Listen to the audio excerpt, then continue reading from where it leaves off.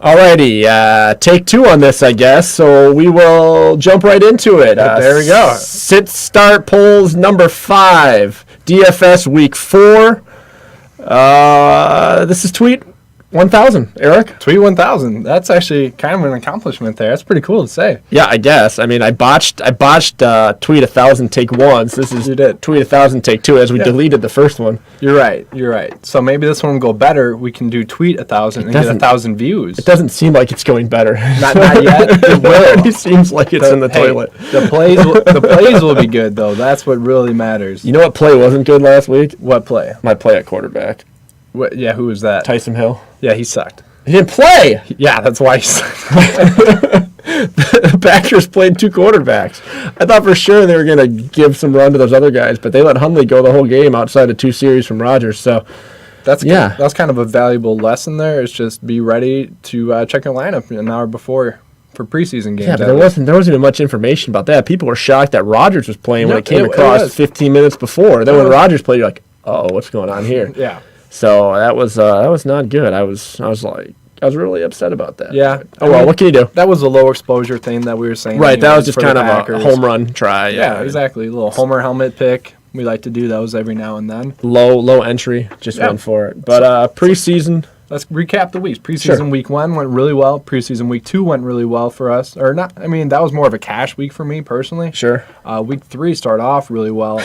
The second slate in that week, I evened out, and then the last 2 game slate, you did pretty well in it. It sounds like, but that was my worst one so far. Which I mean, what is that? 8 out of 9 slates I did well in. So how did you do it? Last week we were going live during one of the slates. What ended up happening? You were like winning the whole thing for a while. Then what happened? I've had really bad beats. So in week 2, or I think it was week 2, I had Kellen Cole, Mike Evans, and D.D. Westbrook all drop touchdown passes. Sure.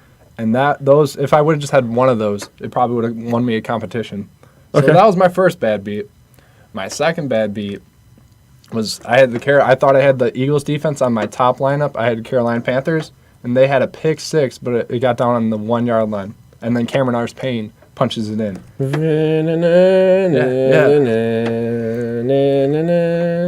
It's a violin. Yeah, we need a soundboard or something for that. Good try though. Hey, I tried. That's why I did the motion with the. I think I got like 20th place in that, so it wasn't bad. It was still a nice little outcome for me. It just wasn't the outcome you were looking for while the show was going on. The sad thing is, it's 2 points. You know, it's like a catch in 10 yards, which sucks. But it was a fun little sweat there. Got me ready for the real season. So we're gonna jump into DFS week 4. Just a quick little note: there will be no Texans Cowboys featured in this slate because they obviously canceled due to Hurricane Harvey, and our thoughts are out with everyone in Houston dealing with that right now, and hopefully they can get back on their feet. J.J. Watt doing a great thing right now for that community. That's his goal now as this is airing. I mean, I think they're up over the 6 million mark, so I mean, he's done an incredible job raising money. A lot of athletes have actually really stepped up. I've kind of been surprised, and not just athletes, but organizations in general. It's kind of been nice to see that. Yeah, and I saw Lance McCullers. He's raising money for stranded animals. He's a Houston Astros pitcher. Because a lot of times people forget that animals get left at home and they get left out in the storm, so they have to rescue a lot of them too. So I mean, there's just a lot of people who have their lives turned upside down, and hopefully they can get back on their feet sooner than later, and hopefully some football can kind of get them through it, as we saw with Katrina. Yeah, back almost about 10 years ago now, how the people in New Orleans were able to really rally. Together. Yeah, they're really able to rally around the Saints and football just in general. Yeah, that's what you kind of hope for there. So Texans Cowboys canceled, but we're going to jump into quarterbacks and kind of move on and move into what we're looking at here at quarterback. So what's kind of your thoughts this week on the quarterback situation? Yeah, so for preseason week 4 quarterbacks, I really wanted to target the quarterbacks that have done really well this preseason thus far. A quarterback like Sean Mannion and Blaine Gabbert have both kind of lit it up, but they're not going to be playing that much. I don't think Sean Mannion is playing at all, so I can't play those guys anymore. That makes me want to go to Sean Mannion's backup, Dan Orlovsky. He's supposed to get a full game of work, or if not a full game, almost a full game. So that's kind of a guy that you can play. There's a little stacking options with him as well. We'll see. He has a full game of work going for him, so that's always kind of what you want to target. That's what you want to look for players in preseason week 4. The more playing time, the more points. Another guy that's going to have a lot of playing time, actually all these quarterbacks that I'm touching are mostly going to have a lot of playing time, but Brandon Allen is a guy that's looked good, and he has a lot of targets around him. that that help him out, that make him look better maybe than he actually is. We'll see how good he is. Well, like we were saying on take one, this might be Brandon Allen's shot in the NFL. I mean, there's talk about him possibly, even if he plays well, maybe starting week 1 for Jacksonville. It's a weird toss-up. He's either going to be cut or he could be a starter eventually. It's a weird situation he's in. So, I mean, this is pretty much the game of his life. I mean, if he plays well, he's going to probably have an NFL job. If not, he's probably not going to be on the 53-man, and he might not have a job in the NFL after Thursday. You would think that he would get maybe picked up by someone, but you never know. You never know. I mean, this is his 3rd year. He's had 2 years of experience. Yep. He's 24. I mean, maybe they kick the tires on him if he doesn't make it. But, I mean, this is really his shot. If he comes out, lights the world on fire in this game, plays well, I mean, it'd be hard to argue he could against change his right? life. Yeah. So, I mean, it's going to be interesting to see how he plays with all the pressure in the world on him in this game that might not have a lot of pressure for a lot of people in their minds. But, I mean, for him, this is probably the biggest game that he's played since his days in the SEC. Yeah. So he's a guy that I like, and I like his weapons a lot, too, as well. I'll be talking about his targets a little bit later on that I like. Another guy that I like that's been a good guy for us this preseason, Nathan Peterman. Peterman, he's been the man. Yeah, he runs the ball a little bit, and he's looked good passing the ball as well. The Buffalo quarterbacks, Tyrod Taylor and TJ Yates, they're both out with a concussion, so they won't be playing. We were saying that it's kind of a weird situation, though, because the first string and second string starters are both out. And in concussion protocol, and you never know how long someone's going to stay in concussion protocol. Yeah, so if Peterman gets injured... Then they have no quarterbacks. Yeah. They have Keith Wenning, who they just signed today out of Ball State. That would be the guy. He played for the Giants a little bit last year. I mean, I don't know how much he knows the system that they're running up in Buffalo. I mean, you wouldn't want to throw him out there as your quarterback in week 1. No. That was kind of the situation the Bills were in 2013 when they had, Kelvin Cobb and E.J. Manuel. Both those guys ended up going down. The only guy they had left on the roster was Jeff Toole. Yep. And Toole ended up... Did he get injured or released? No, they decided to not. They didn't play him in the preseason game. They decided not to start him in week 1 against New England. They brought in Thad Lewis. That didn't work out. They brought in Matt Leinart. That didn't work out. And it was just a revolving door at quarterback for Buffalo. And, I mean... Bills fans have got to be really nervous watching this play out. They want to see Peterman, but they don't want to see him getting injured. And it's just kind of a high-risk, high-reward DK play there for you. But, I mean, if you're Buffalo, I mean, can you really play scared?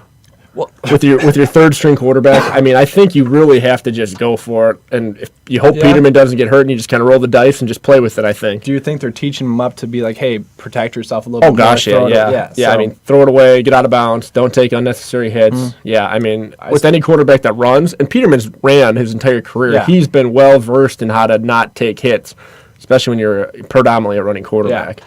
So he's just one to maybe check and make sure that he's going to be playing the full game. Yeah, to see it. They might throw Wenning in there, but I don't know. He's only been in town for a couple days, so how good is he in the playbook right now? I'm not sure. Exactly. Another guy that I like this week is C.J. Beathard.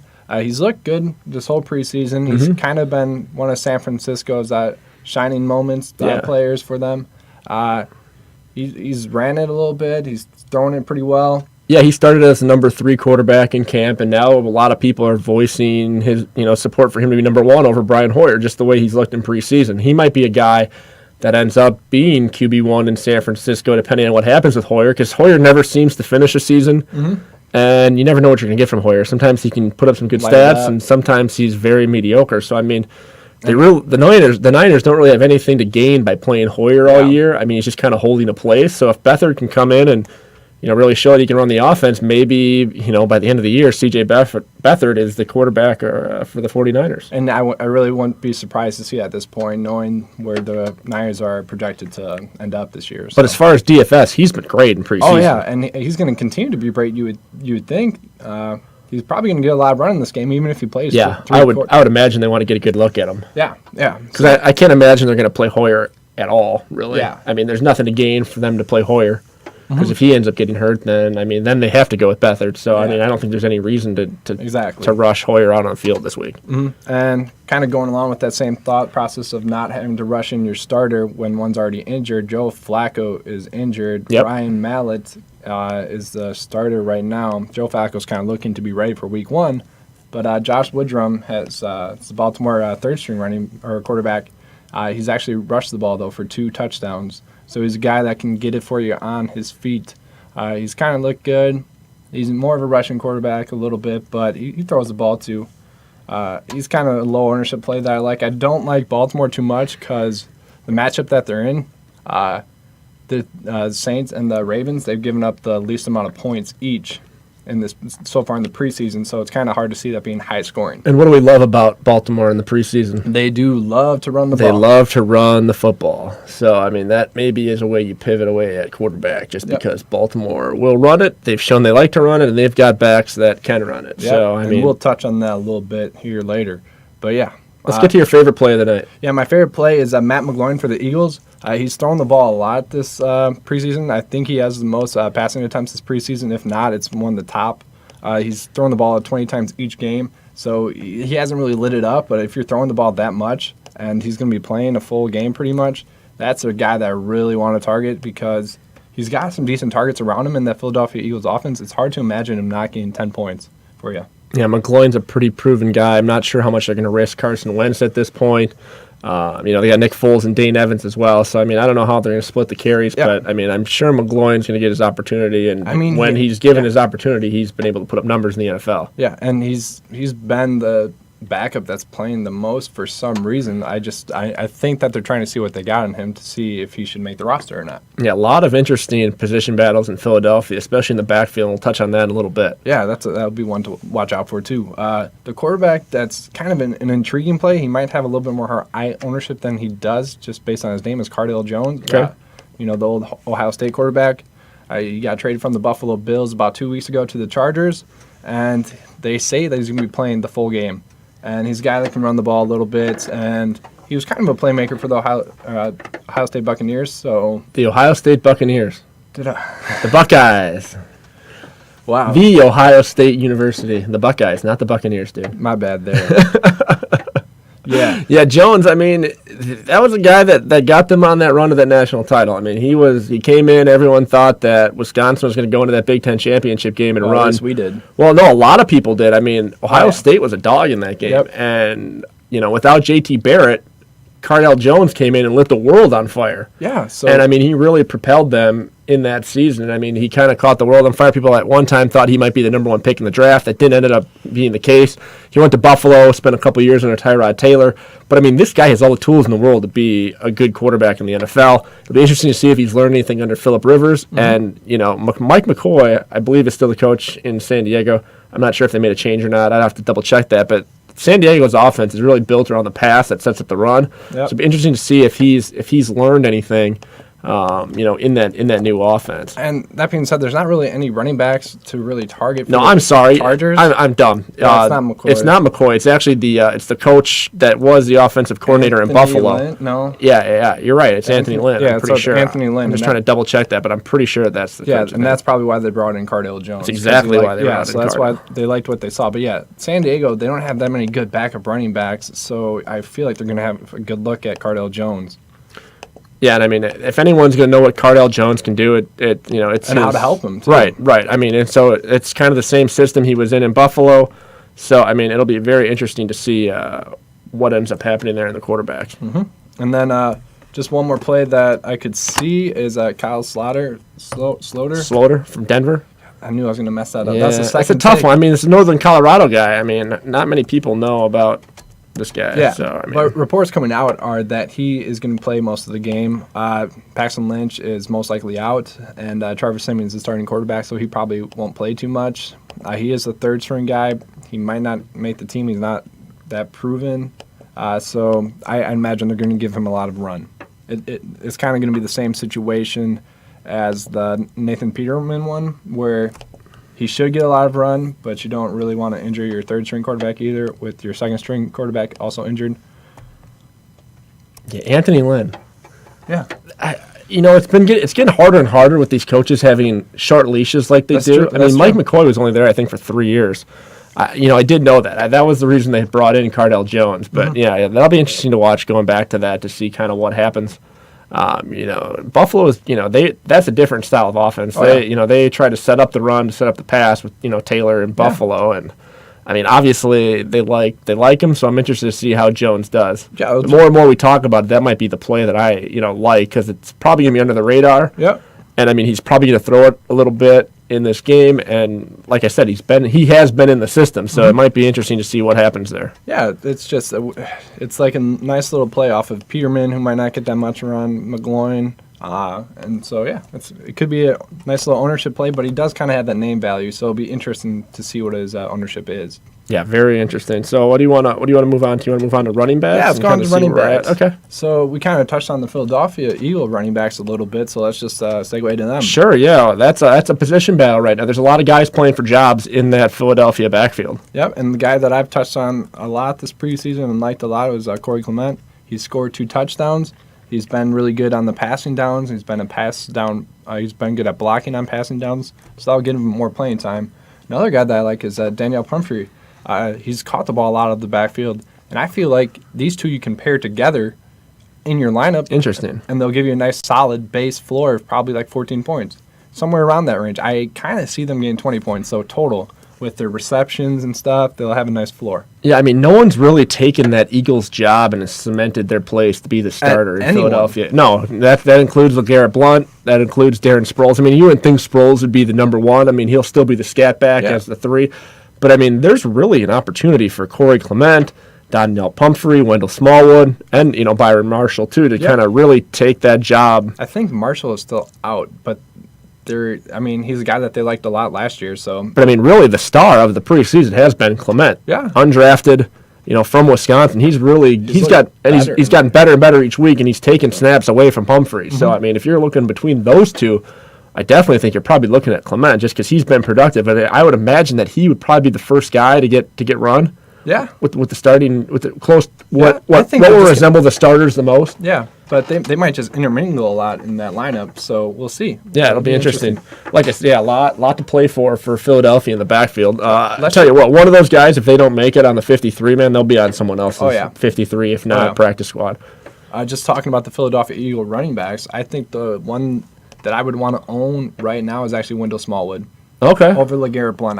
I haven't seen that much out of him. He will be the goal line black and have some goal line touchdowns as well, but I like Wendell Smallwood for his upside and his ADP right now. There was talk about Blount possibly even getting cut. Yeah, and that kind of stemmed from Corey Clement and these other running backs looking really good. So that would be an interesting thing. If he got cut, I mean, I would imagine there'd be 30 other teams looking to pick up a goal line back. Oh, yeah. Short yardage back. Yeah. So, I mean, that'd be interesting to see what happens with Philadelphia. Mm-hmm. But the running back that I kind of like the most for this slate is DJ Foster for the New England Patriots. They really enjoy playing their 4th-string running backs. Well, I guess in this case it's their 5th string with Deion Lewis and James White being scat backs. I mean, talk about another crowded backfield, in New England. You're looking at, Rex Burkhead. Yeah, Rex Burkhead. I've said his name enough in the past, but I'm not sure why I stumbled it there. But they've got Brandon Bolden, who's been there before. Mike Gillislee, who they brought in. Deion Lewis, who's been there in the past. James White, who's the hero in the Super Bowl. Yep. I mean, that's a crowded backfield too. I'm not sure, how they're going to give those carries away in New England this week. But historically, they've really kind of given it to the guy that's not going to make the roster. And True. That's most likely going to be DJ Foster. And he has played kind of a lot this preseason, which is historically accurate. And he's a guy that catches the ball at the backfield. He almost had a nice little improvised touchdown last week. So he's looked good. So I like him. Yeah, and I can't imagine. I think the guys you would stay away from in that New England backfield, Deion Lewis, James White for sure. And then I think probably Mike Gillislee, probably the top 3, I would imagine. Or would you put Burkhead in there? Well, Gillislee, he hasn't really had that much time with the offense, so they might want to implement him into it this week. But he's probably not going to get that much run. But he's also a free agent guy. I can't imagine that they would cut. I mean, New England's done some crazy thing. I mean, they've done things like that in the past. But I think that he's too talented, and they saw a need for him. So I would imagine he'd be in their plan. No, so if he played, it'd be to get him acclimated to the offense. A guy that I like out of Jacksonville is Corey Grant. He has the most yards rushing this preseason. He's kind of a big play guy, so he might be able to score a nice long touchdown for you. He also catches the ball in the backfield, so he's a guy that I like. You can stack him with Brandon Allen even because he's a nice little check down back to go to. Chris Ivory, he's not going to get that much run. T.J. Eldon has suffered with an injury, and Leonard Fournette is still kind of have that toe issue, so Corey Grant's a guy that I like. Yes, if you rule out those guys, the only other guy on the roster that could get snaps is the former Packer, Juwan Harris. Yeah. So I think they just brought him in as well. I don't think he's been in Jacksonville that long. So, I mean. And do they still have Larry Pinkert on their team for receivers? Yes. Okay. So far, yeah. I'll touch on him a little bit. It's just a nice little stack side option, but we'll get back to that. The running back that I like for Atlanta is Teron Ward.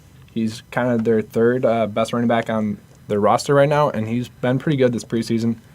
He's had a couple of touchdowns. He's a big play guy that can also catch out of the backfield. So he's a guy that I like. Tevin Coleman and Freeman are obviously established there. So he's a guy that's still trying to make the team. Yeah, a lot of backs in that Atlanta backfield. Yeah, Coleman, Freeman, probably both not going to play a ton. Yep. I mean, you got Brian Hill, who I think they liked a lot. He was in that high explosive Wyoming offense last year.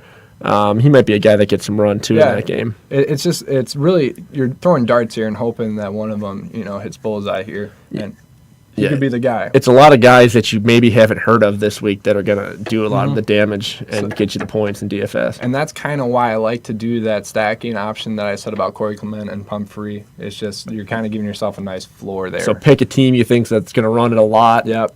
Put both guys in the lineup. Because, I mean, you're not really losing anything with salary. Nope. I mean, as long as there's a floor of carries there of, maybe 20, 25 is your floor you're looking at between the two. Yep. I mean, that's nice. Or touches in general. That'll do in a cash game if you can get 10 to 15 points between two players. At running back. Yeah. Tyreek Cohen, he's the guy out of Chicago. He's kind of their big play scat back guy. I'm not sure how much he'll play, so he's a guy that you could throw in there. Well, everyone's been on him. That was a pick that you had early on this preseason, and you nailed from week one. And you kind of carried him throughout this preseason, and he's been a guy that's really taken it to the next level week after week. Yeah, and so I do wonder on his ownership just because he's been kind of the highlight of, I wouldn't say preseason, but at least for the Bears, and he's been one of those top backs in the preseason. He's a guy that will get run during the regular season for the Bears as well. So yeah, and I'm curious what they're going to do with Jeremy Langford and Benny Cunningham, two guys that are probably playing for a job. You would imagine. I mean, maybe both are on the way out too. I mean, I would think that those guys would probably get some run just to see if they can find anything between those guys. Langford was a guy in his rookie year that did some things in Chicago, but hasn't been heard from much since. How do you feel about Chicago? So they, Langford was the back that replaced Forte, and now Howard was the back that replaced Langford. Could we be seeing that again? No, I think Jordan Howard's a bell cow. Yeah, I like him. I think he's a stud. I think he's probably their next Matt Forte, that guy that's gonna be around for a decade. Pass and run. They did really like Langford though too. Is kind of my point. So. Yeah, but I mean Howard is he looked better. Howard's just I think a better player than Langford. He's also 3 years younger. Yep. And I mean, not as much wear and tear on the body. I thought Jordan Howard last year was phenomenal, and I could see him being he could maybe even be a top 7, top 5 running back, depending on how Chicago's season goes. I mean, if they're going to win games, it's going to be because of him. Oh, yeah. Yep. I do worry about him because of the Cameron Meredith injury. Yeah, I mean, that's going to affect him. I mean, it's going to be interesting to see. I think that Cam Meredith injury is really going to vault a guy like Victor Cruz. Maybe, and he's playing for a roster spot this week, so... Yeah, I mean, I'm not sure what the Bears are going to do at receiver, but, I mean...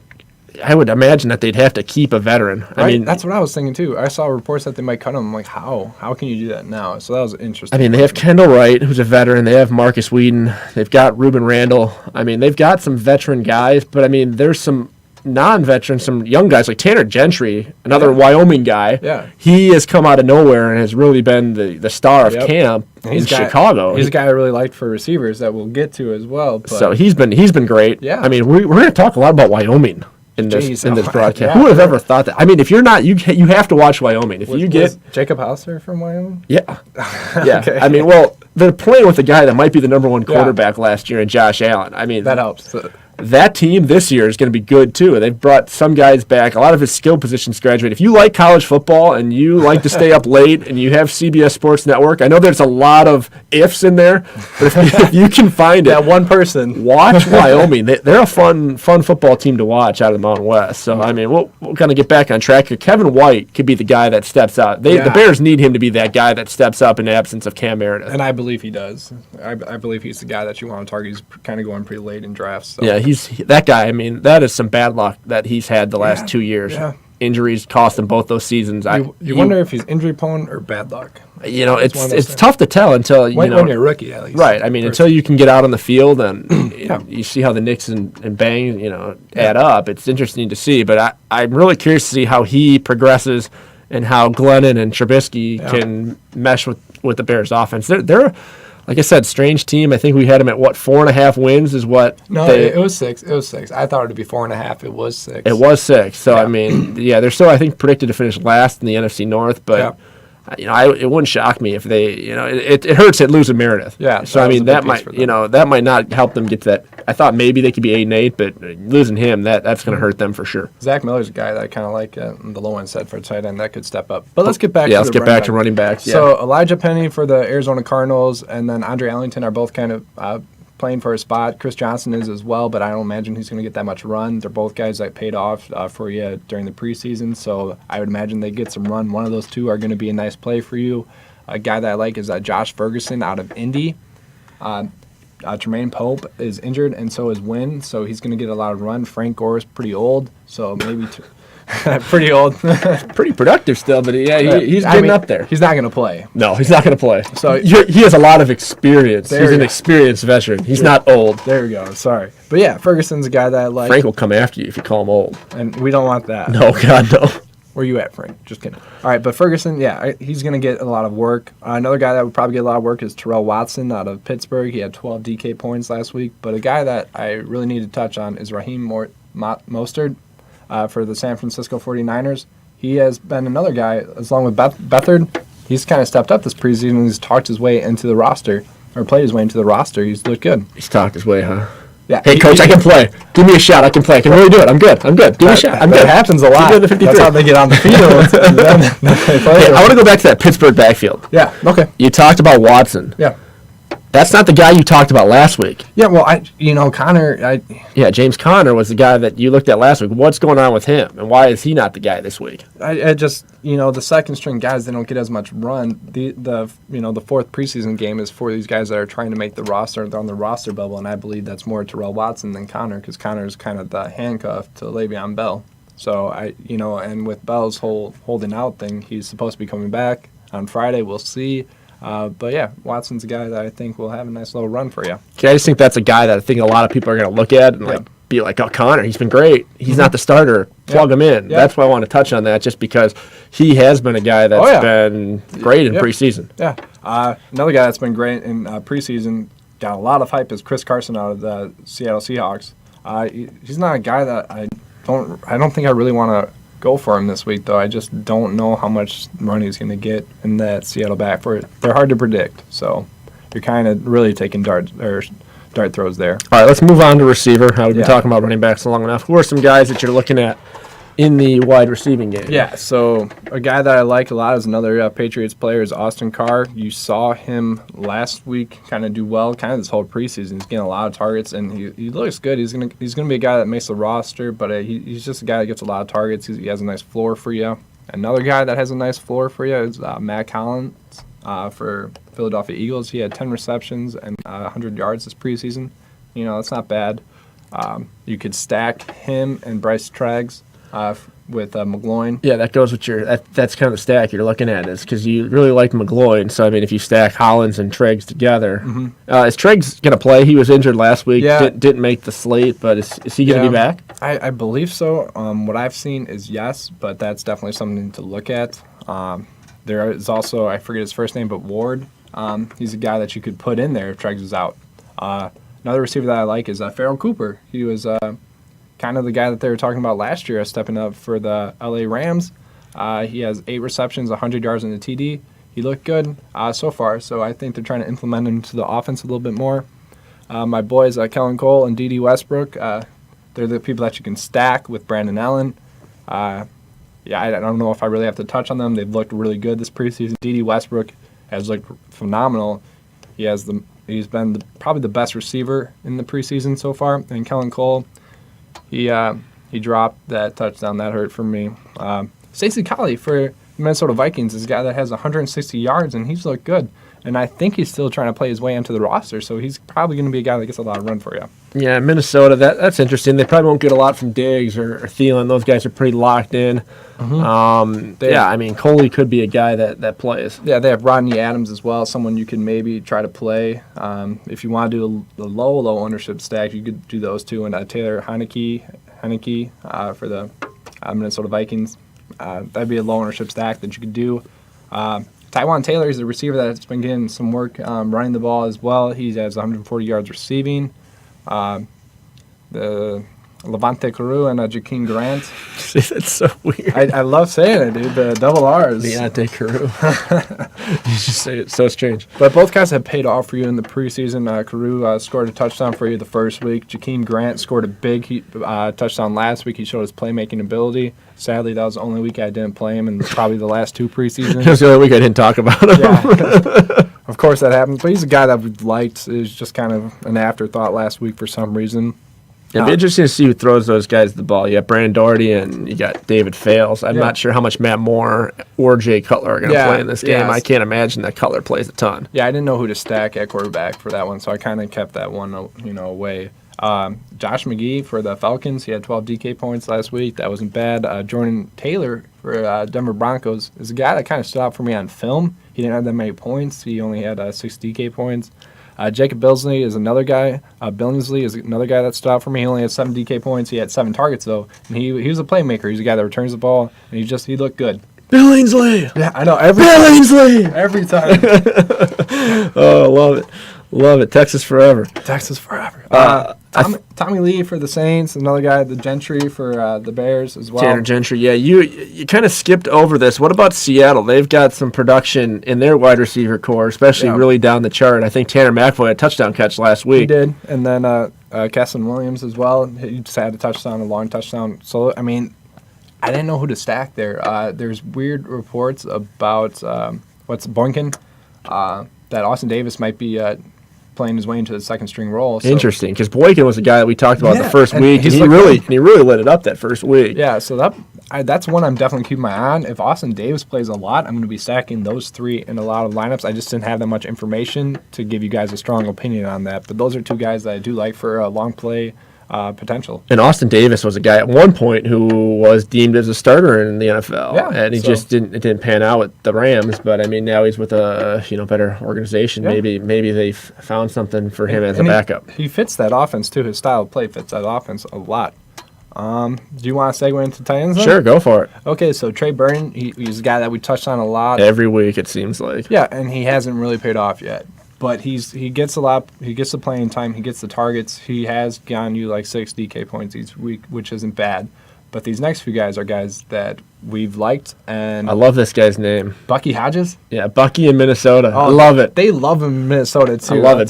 Bucky in Minnesota. I love it. Yeah, I love it. But he's caught a TD pass this preseason, and he's kind of been their favorite target to throw the ball to, and I think they want to see what they got in him. So, interesting. Yeah. Same could be said about Jacob Hollister and Demetrius Harris.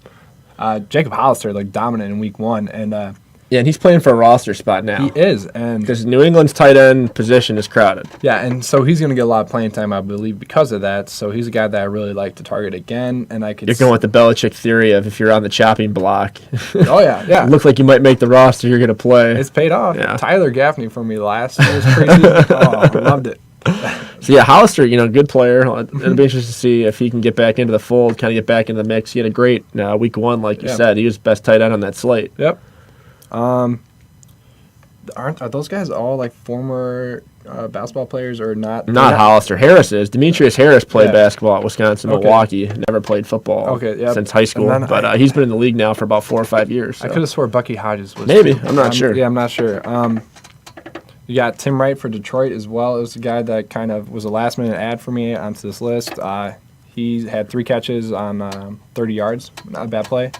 So, yeah, those are the plays I like for tight end. Defense, I didn't have that many different defenses. Like I said, you want to stack the Jets. And what I mean by that is stack against them, and that means the Eagles this week. Yeah, and the Eagles have been the team that's turned the football over the most. I think we said last week, 16 interceptions in preseason and 5 fumbles or something crazy. They've been giving up points, but they've been turning the ball over and scoring touchdowns and sacking the quarterback. So, what they do. You've been losing points with them giving up points, but they've been gaining more than enough to make up for it. So they've been fun to own. And then, like I said earlier, the Ravens and Saints, they both haven't given up that much points this preseason. The Ravens, I do like a lot. You think this game is going to be a rock fight?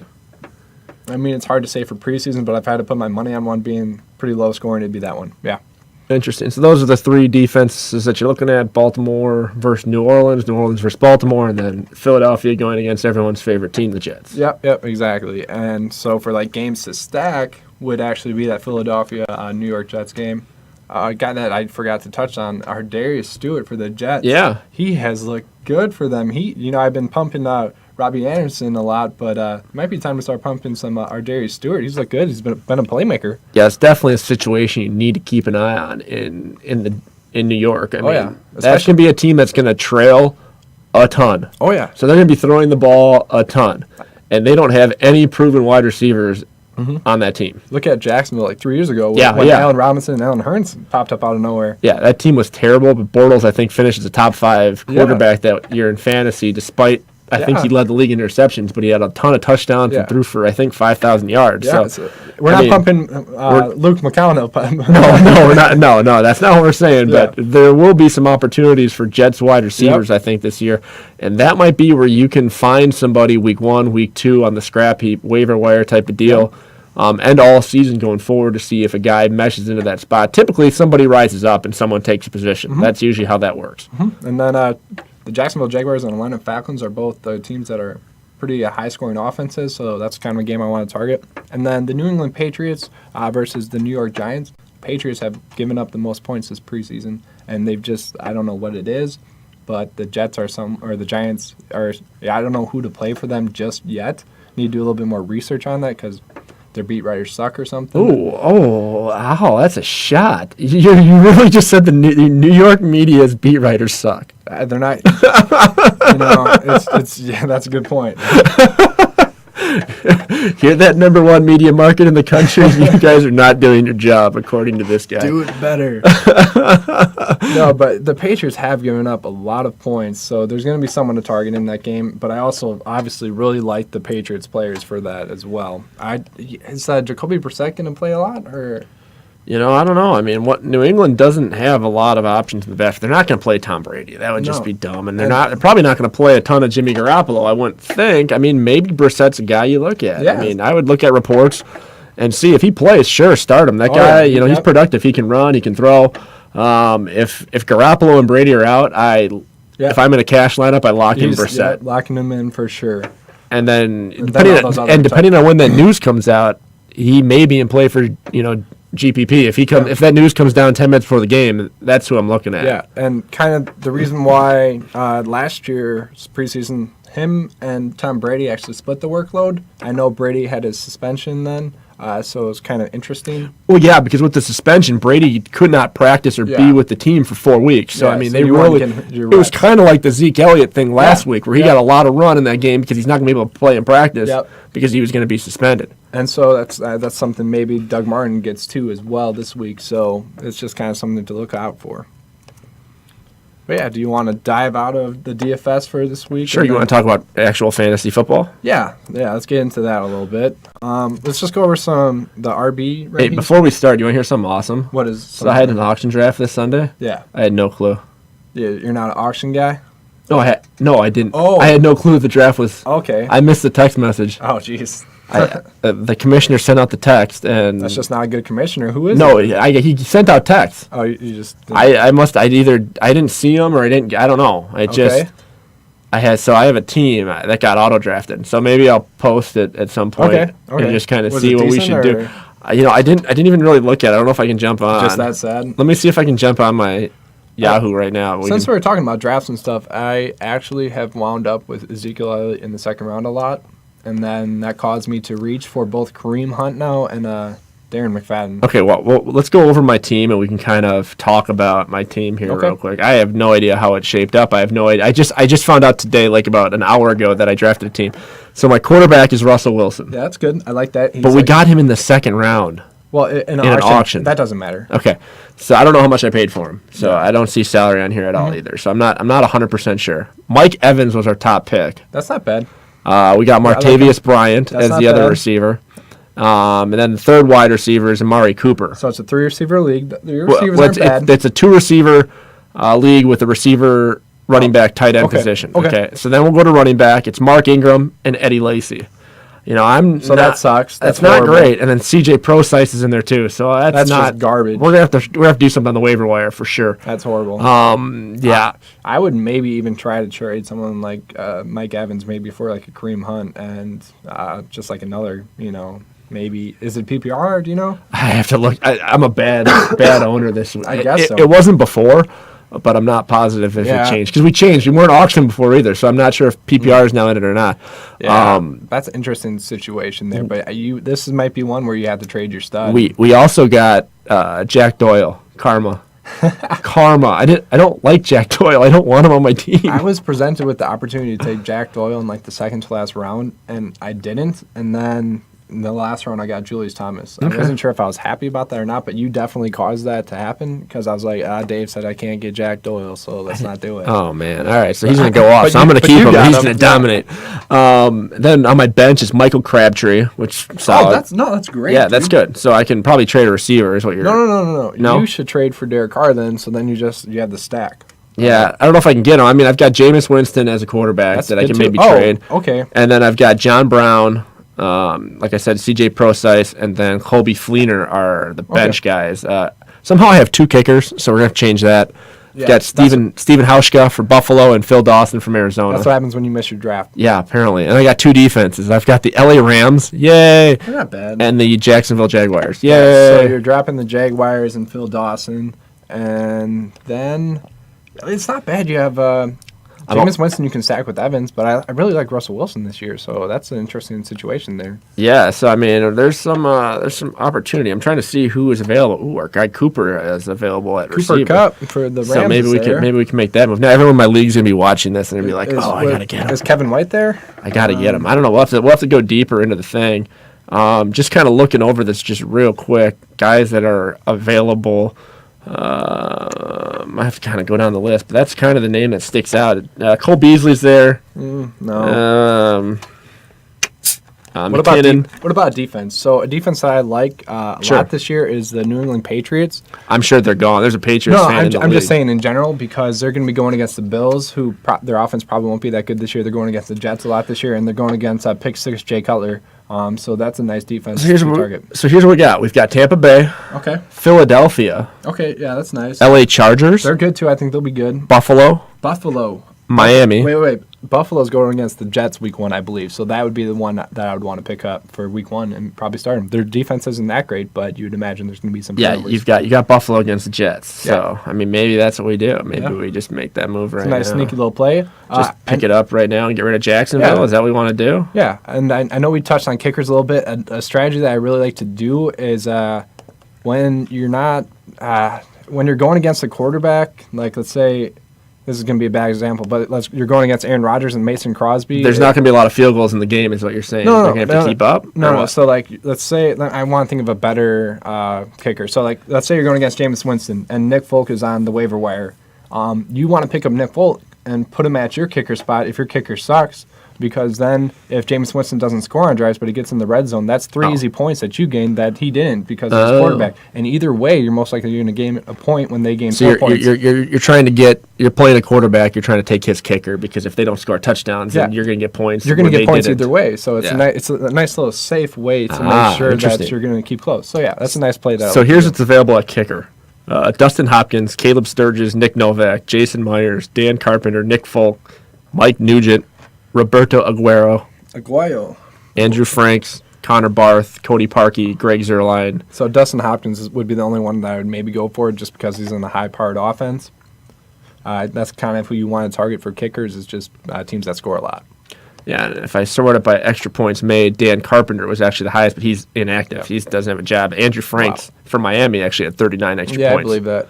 Did you believe that this would go into kicker talk today? I didn't believe I would. I didn't believe I drafted my team. I had to text my commissioner. He's like, "Yeah, I sent you 4 text messages." I was like, "Oh, not sure what happened." It was over. I think it was on Sunday. You're like, "Shit, I could have had my brother do that for me." Yeah, I could have. So I don't know. We'll have to see what's going on there. Yeah, but we're going to segue into the just running backs and receivers kind of for the draft board that's going. Just drafts are going to be going on this weekend. None of my guys are on there. None of your guys are on there. So your running backs are garbage. Yeah, so we're in trouble. I don't like any. I wouldn't draft any of those guys at any round. Well, I would draft Ingram and Lacey like probably in the 10th round, but yeah, I don't hate Ingram, but I'm not sure if as my number one back, I'm not sure. That's horrible. That's bad. And they're not even like pass catching down backs. They're barely even goal line backs. I know. Okay, but ranks. I'm just gonna go over what I for have. it. David Johnson 1, Le'Veon Bell 2. The surprise maybe is Melvin Gordon 3. I got J.J. 4, Freeman 5, DeMarco Murray 6, Lamar Miller 7, Jordan Howard 8, Kareem Hunt 9. He was kind of the surprise jump in there that I didn't really see coming, and then LaShawn McCoy 10. The only reason I have LaShawn McCoy lower is because I think that offense isn't going to be as good this year.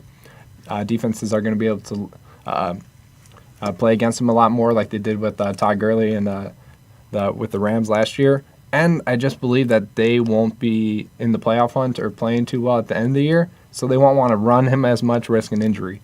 So that's kind of why I don't have him as high. Some ADP outliers, though, are Terrence West. He's a starting running back. He's going too late.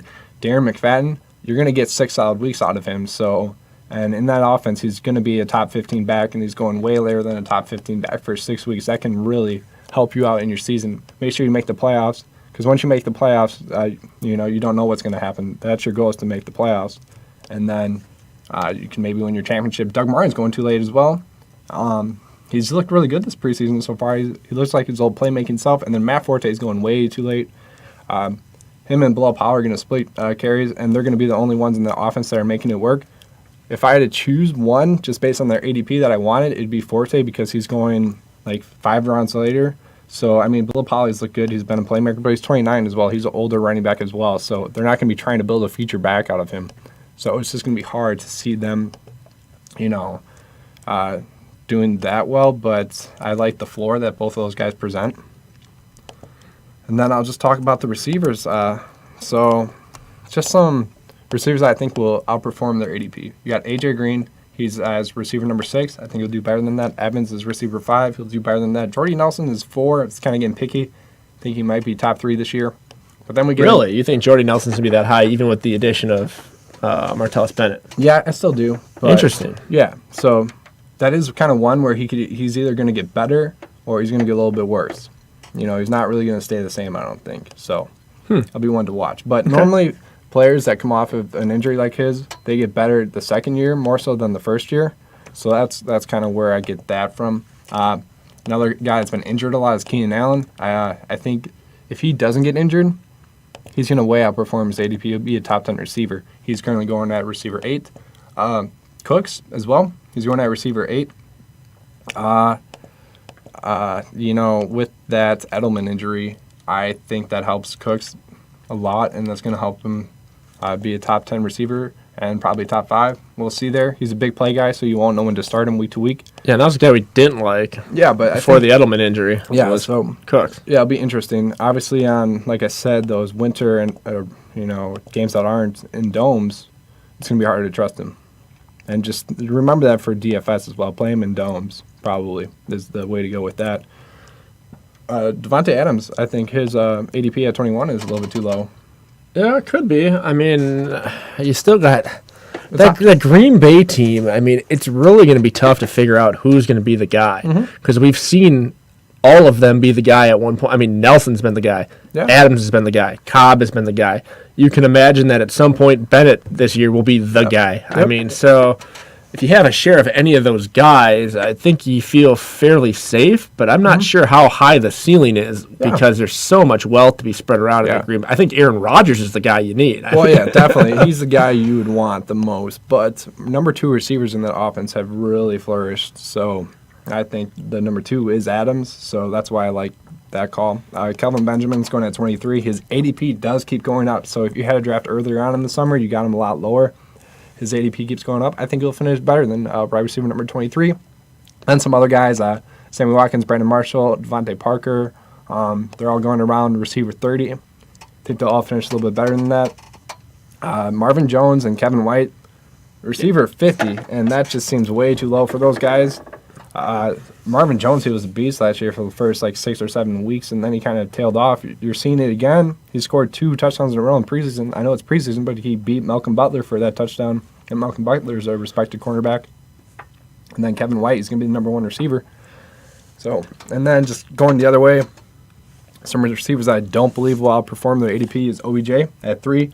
Obviously, he's still going to be top 10, but I don't think he'll be that high. Michael Thomas is going a little bit too high for me.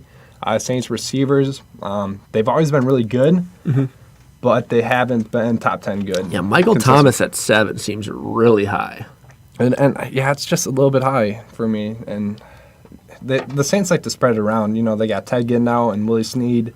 They're kind of the same player there. And that's a fast receiving core. Oh, yeah, exactly. So, interesting. T.Y. Hilton, I touched on this last week. He's going as receiver 11, but Andrew Luck's out still. He's going to be out for a few weeks, it seems like. So, you got Scott Dolzine throwing the ball to him. It'll be interesting to see. But I just don't see him being receiver 11 with that happening for, a good few weeks there. And then Jeremy Maclin, he's going a little bit too high for me as well, 36. I get it, but I just don't see it. Terrell Pryor at 14. And both of these guys, I think, are interesting because I think that neither one of them is the first option on their team. Their best receiver is their tight end. So with Maclin, it's Travis Kelce. Yep. And no. Macklin's gone? Not in Kansas City? Nope. He's in Baltimore. Okay. So. Regardless, I don't like that passing offense. I Yep. don't see how that's a miss on my part. But regardless, I don't see him as being a top 30 receiver. Yeah. I think those days are gone. Yep. And then with Pryor, his best, the best receiver on that offense is definitely Jordan Reed, who would be a top 15 receiver. Yeah, I think he might even be top 10 receiver if he if he would play all the time. If he was just a receiver. Yeah, which is kind of, I think we have a poll about that we'll get to at the end of this. And then Jarvis Landry, he's going to, I think Devontae Parker will take over that number 1 receiver spot. So, yeah. Touching on that Jordan Reed call, though, we had a poll about this that I got.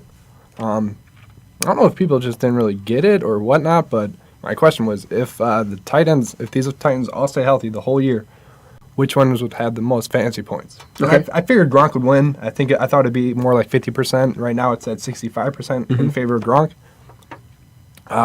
Travis Kelce, though, is at 20%, and Jordan Reed's at 15%, which kind of surprised me. Yeah, I actually voted for Jordan Reed.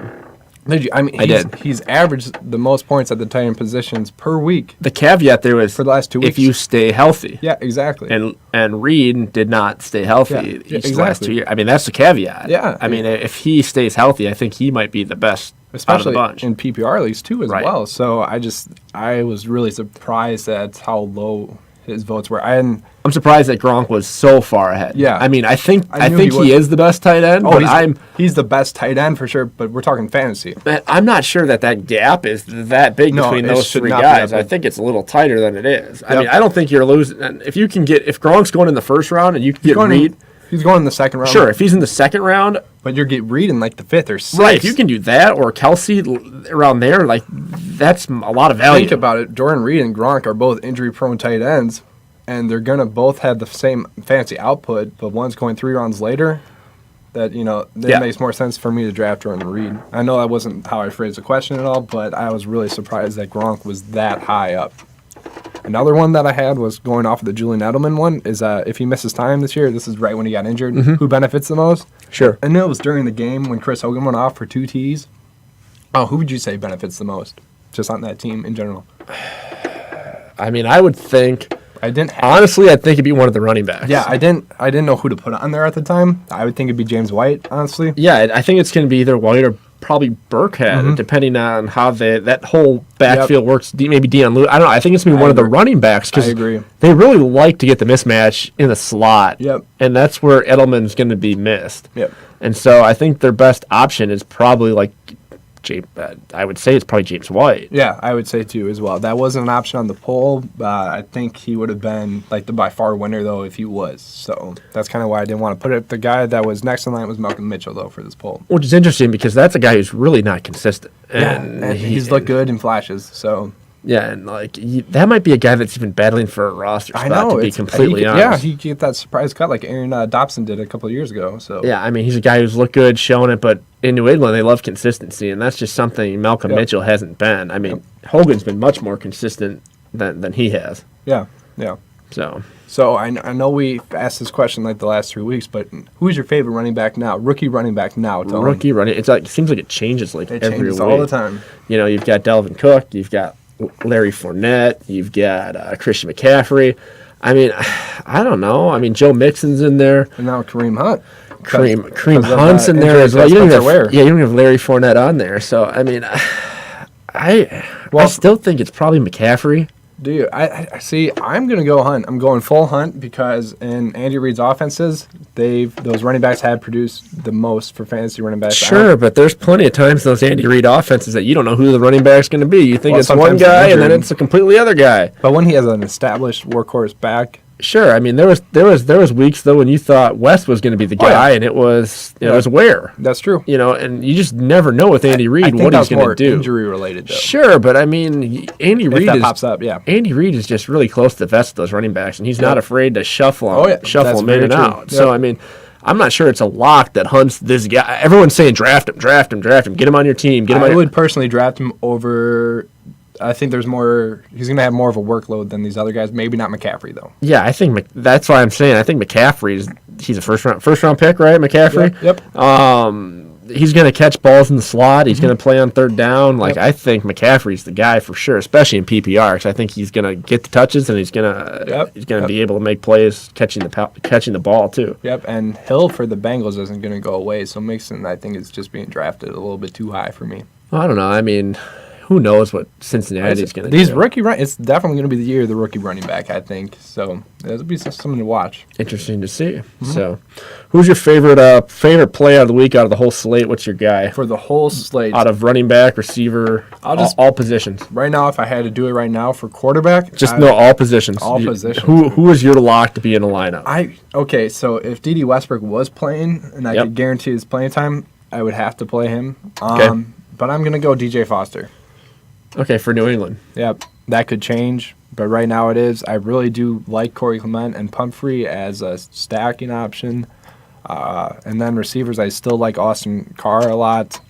It's probably my favorite for receiver. So okay, well, sounds good. Well, good luck this week, and hopefully everyone gets out of the preseason healthy and with a nice little bankroll, so we can roll into week one ready to rock. Hopefully you didn't draft someone that got injured as well. That's not fun. Hopefully you attended your draft too.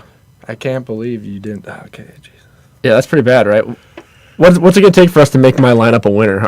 I think that should be the challenge of the year. Yeah, we're going to make that a championship. Let's make this a championship team. Let's figure out a way to do it. So.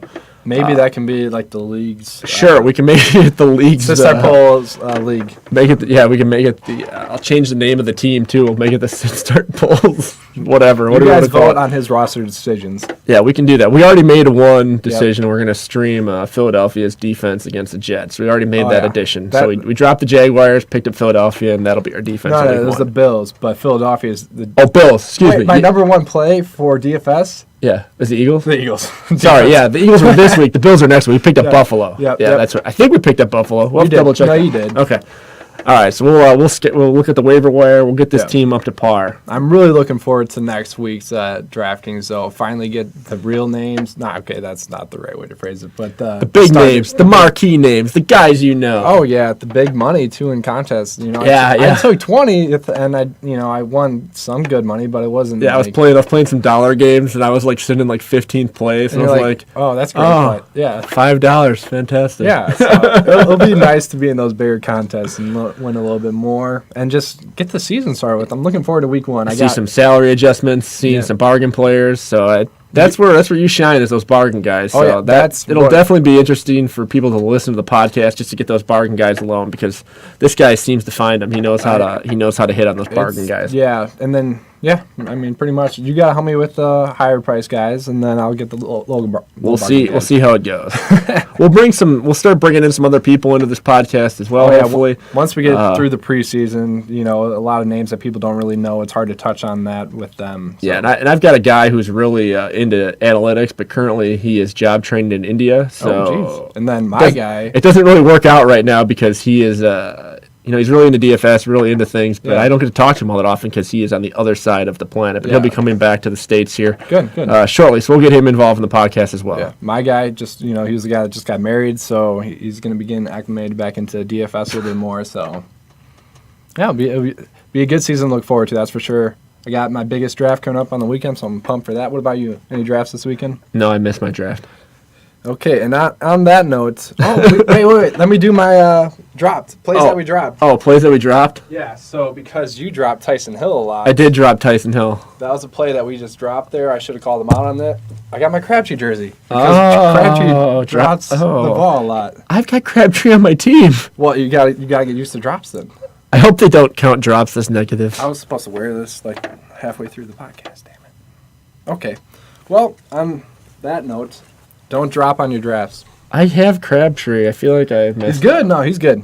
Crabtree and Cooper, that's a nice stack. If you get Derek Carr, I think I like that. If you're in my league, let's talk about Derek Carr. I want him. Let's do it. Yeah, that's what you got to do with that situation. Either that or we're stuck stacking Tampa Bay. Yeah. Which we could do. With Winston and Evans. No? I mean, Winston and Evans, yes, but... Yeah, but that's what we'd stack. Yeah. So. Do you want to get Baldwin instead? Maybe trade Evans for Baldwin and and a running back? Yeah. That's the play, man. The play. There we go. We'll see. All right. Nice. Well, okay. We're going to get after that. Yep. We'll let you guys go. We are signing off for preseason week 4. We'll be back with the regular season. The real season. Let's go. The real season next week. All right. Thanks for joining us. Eric Paulzine, Dave Paulzine. We're signing out at Sit Start Polls Live. See you later, guys. Woo!